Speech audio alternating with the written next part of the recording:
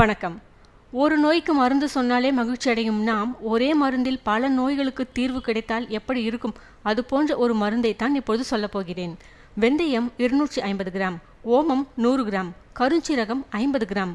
மேலே உள்ள 3 பொருட்களையும் சுத்தம் செய்து அதை தனித்தனியாக கருகாமல் வெறும் வாணலியில் வறுத்து தூள் செய்து ஒன்றாக கலந்து ஒரு கண்ணாடி குடுவையில் வைத்துக் கொள்ளுங்கள். இந்த கலவையை 1 ஸ்பூன் அளவு இரவு நேரத்தில் வெதுவெதுப்பான நீரில் உட்கொள்ள வேண்டும். இதை சாப்பிட்ட பின்பு எந்த உணவையும் சாப்பிடக்கூடாது. தினசரி இந்த கலவையை சாப்பிடுவதால் நம் உடலில் தேங்கியிருக்கும் அனைத்து நச்சு கழிவுகளும் மலம், சிறுநீர் மற்றும் வியர்வை மூலம் வெளியேற்றப்படுகிறது. 1. தேவையான கொழுப்பு எரிக்கப்பட்டு தேவையற்ற கொழுப்பு நீக்கப்படுகிறது. 2. இரத்தம் சுத்திகரிக்கப்பட்டு சீரான இரத்த ஓட்டத்தை ஏற்படுத்துகிறது. 3. இரத்த குழாய்களில் உள்ள அடைப்புகள் நீக்கப்படுகிறது. 4. இருதயம் சீராக இயங்குகிறது. 5. சருமத்தில் உள்ள சுருக்கங்கள் நீக்கப்படுகிறது. 6. உடலில் உறுதியும் தேக மினுமினுப்பும் சுறுசுறுப்பும் உண்டாகிறது. 7. எலும்புகள் உறுதியடைந்து எலும்பு தேய்மானம் நீங்குகிறது. 8.